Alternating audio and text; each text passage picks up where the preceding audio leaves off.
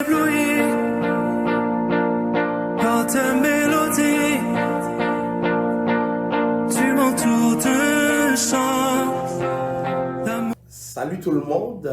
Aujourd'hui, nous venons avec un nouveau sujet qui se rapporte aux malédictions ancestrales. Nous voulons évaluer les assises théologiques et conceptuelles des malédictions ancestrales pour voir c'est quoi leur ancrage biblique et surtout essayer de voir quel est le positionnement du chrétien par rapport à cette réalité.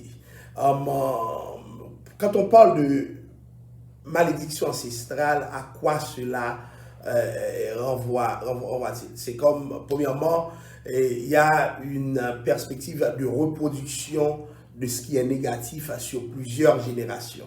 C'est-à-dire, il y a des familles, on va le voir, plusieurs sont divorcés. Et puis tout le monde continue, génération en génération, à suivre la même trajectoire. Et des fois, c'est en termes de maladie. Et des gens disent que, bon, écoute, c'est de génération en génération que ce type de maladie est en train de décimer une famille. Alors, les gens parlent de malédiction ancestrale.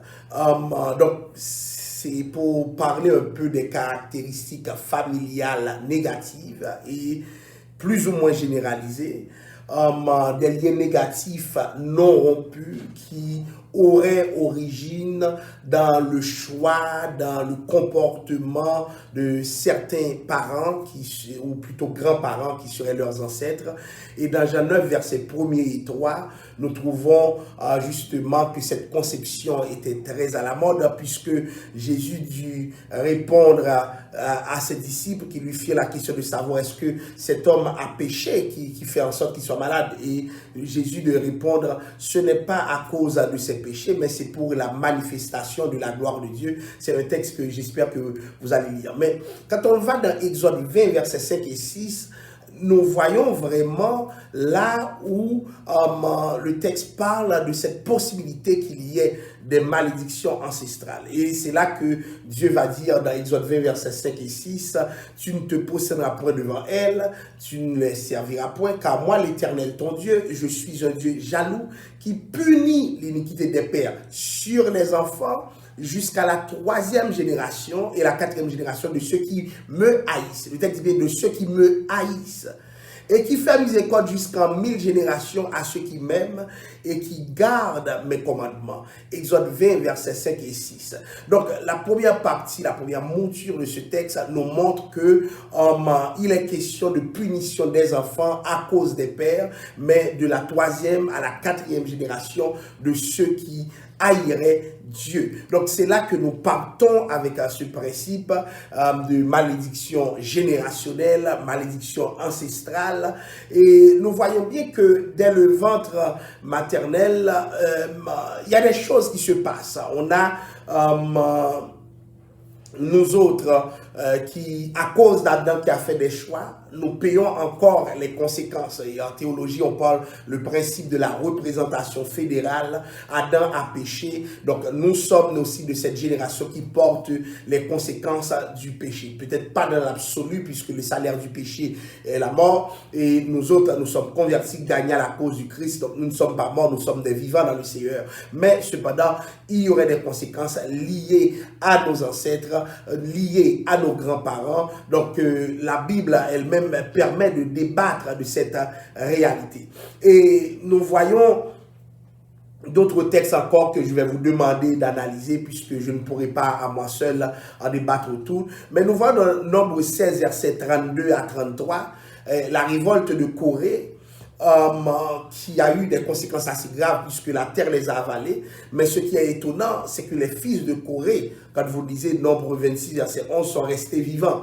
Donc Dieu qui punit l'iniquité des pères, pourquoi il ne s'est pas arrangé pour que les enfants de Corée soient morts? Et pourtant, à l'origine de plusieurs sommes, nous retrouvons les enfants de Corée. Donc la théologie de la malédiction ancestrale, bien entendu, nous devons le dire, nous devons l'admettre, comporte des limites que nous ne pouvons pas négliger.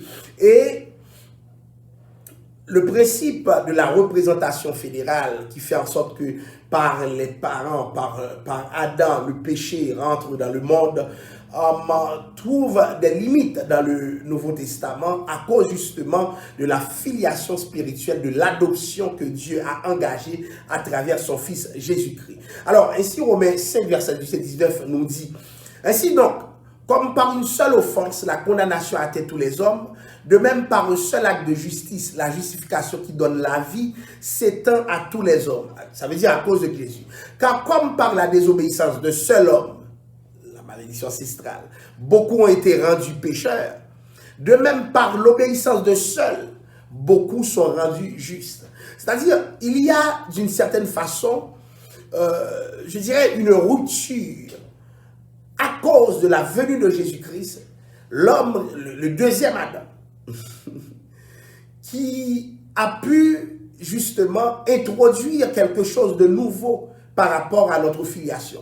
Donc, Éphésiens 1er verset 3 va plus loin pour nous dire « Béni soit Dieu le Père de notre Seigneur Jésus-Christ, qui nous a bénis de toutes sortes de bénédictions spirituelles dans les lieux célestes en Christ. » En réalité, je n'ai plus de malédiction à cause de Jésus-Christ puisque je suis déjà béni.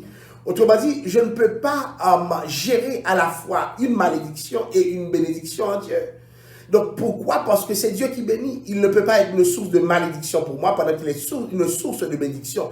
C'est-à-dire, il y a des choses qui nous étaient arrivées en Adam, notre nature adamique nous a fait hériter. Mais à cause de Christ, ce seul homme de Romains 5, verset 19 parle, à cause de Christ, nous sommes bénis de toutes sortes de bénédictions. C'est-à-dire, s'il y a des malédictions pour lesquelles nous prions autrefois, elles sont renversées à cause de Christ qui nous a bénis.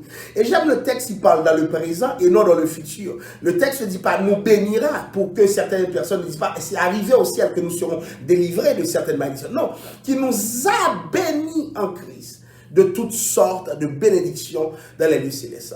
Alors, nous allons poursuivre cette réflexion la semaine qui s'en vient pour voir un peu qu'est-ce qu'il en est, les assises de cette réflexion sur la malédiction ancestrale, malédiction générationnelle, comment la venue de Christ, ou plutôt la mort de Christ qui nous a justifiés, a modifié justement la trajectoire d'une malédiction pour que aujourd'hui nous soyons considérés comme des gens bénis par le Seigneur. Merci et à la prochaine. Tu m'as ébloui par tes